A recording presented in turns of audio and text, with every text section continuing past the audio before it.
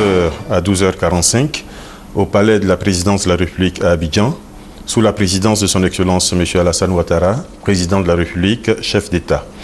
L'ordre du jour de cette réunion comportait les points suivants: A. Ordonnances et décrets. B. Mesures individuelles. C. Présentation de communication. D. Divers.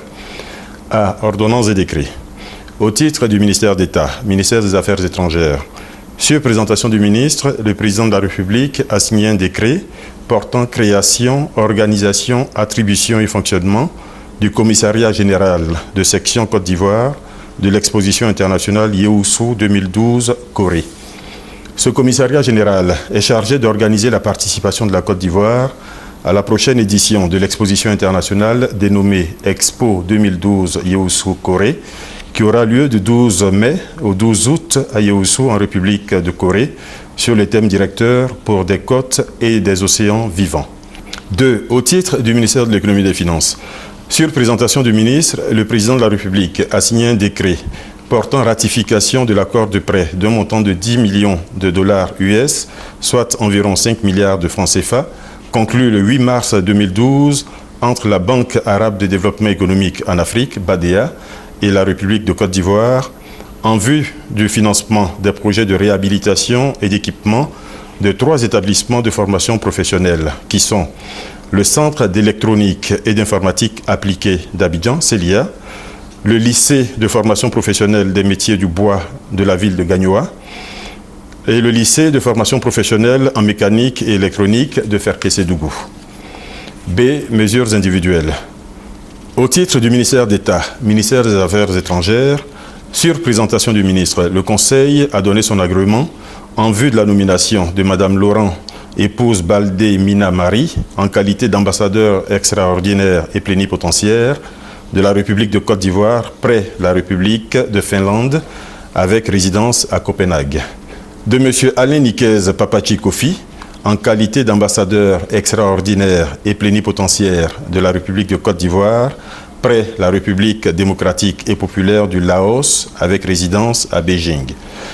Et de M. Édouard Tiapé Kassaraté, général de corps d'armée, en qualité d'ambassadeur extraordinaire et plénipotentiaire de la République de Côte d'Ivoire près la République du Sénégal, avec résidence à Dakar. 2. Au titre du ministère de l'Environnement et du Développement durable, sur présentation du ministre de la Fonction publique, le président de la République a signé les 3 décrets de nomination suivants. Le premier porte nomination de M. Tondosama Adama en qualité de directeur général de l'Office ivoirien des parcs et réserves, OIPR. Le deuxième porte nomination de M. Lobognon Nado François Désiré en qualité de directeur de l'Agence nationale de l'environnement, ANDE. Et le troisième porte nomination de M. Dibi Niagne en qualité de directeur du Centre ivoirien antipollution SIAPOL. C. Communication. Au titre du ministère du Commerce, le Conseil a entendu une communication relative au protocole d'accord sur le prix du riz importé vendu sur le marché ivoirien. Dans le cadre de la lutte contre la vie chère, le gouvernement a pris plusieurs mesures pour contenir l'inflation et ramener les prix des produits de grande consommation à des niveaux supportables pour les populations. Des concertations ont eu lieu avec les principaux acteurs de la filière qui ont permis la signature d'un protocole d'accord sous l'égide du ministère du Commerce. Cet accord porte sur la fixation d'un prix maximum conseillé par kilo et par sac et l'obtention d'une baisse moyenne de l'ordre de 6% du prix de vente au détail.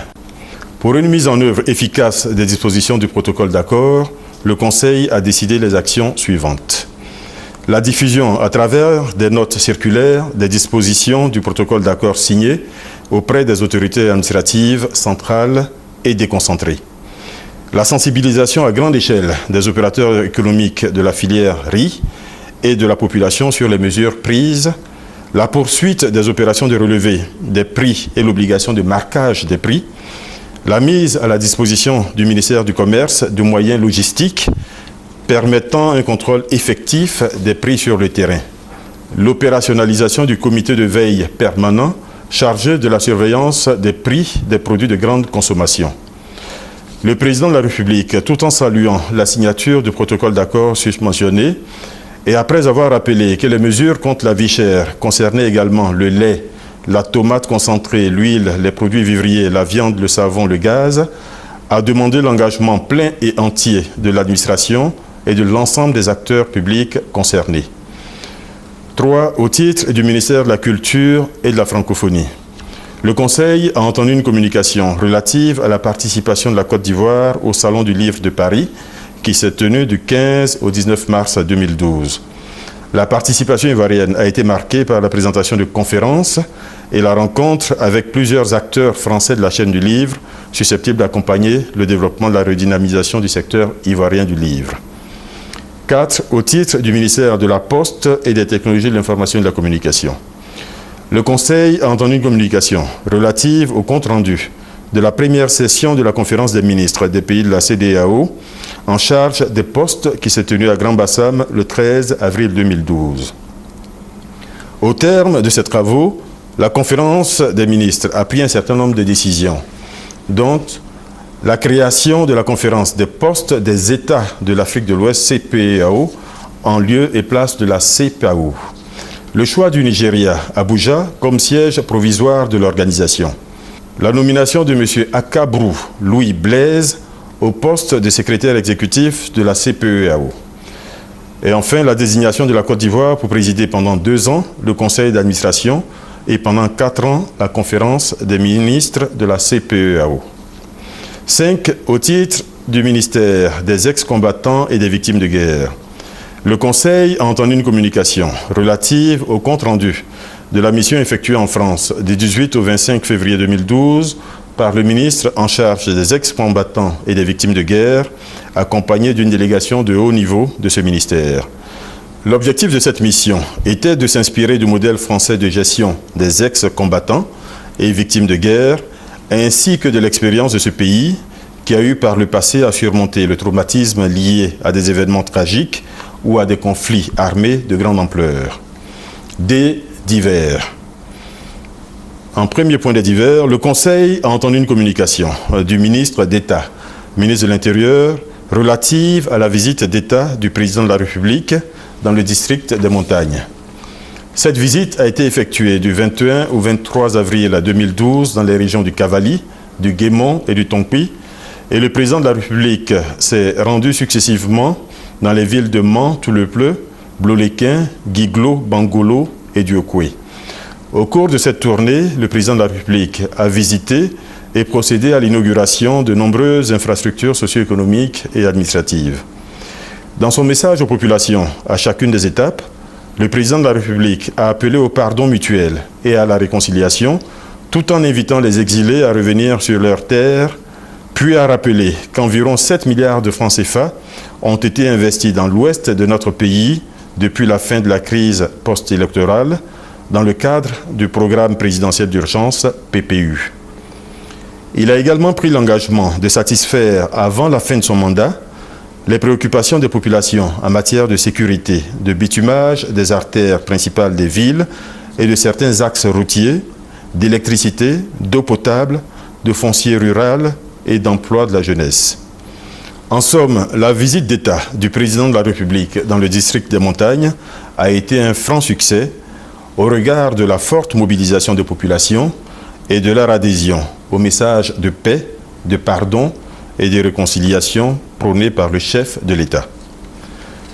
Deuxième point des divers, le Conseil a entendu une communication du ministre délégué auprès du Premier ministre chargé de la Justice relative à la situation sécuritaire des établissements pénitentiaires. Ce compte-rendu indique qu'en quelques mois, 240 évasions de prisonniers ont eu lieu dans 8 maisons d'arrêt et de correction, dont 52 à la Maca le 4 mai 2012. Ces évasions s'expliquent principalement par le manque d'armes, l'insuffisance du personnel de surveillance, mais aussi, dans certains cas, par des dysfonctionnements internes à l'administration pénitentiaire.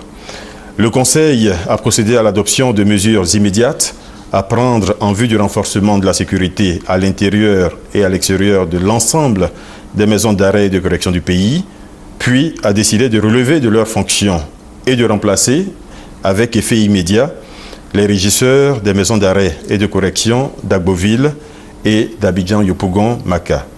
Fait à Abidjan le 9 mai 2012, Je vous remercie.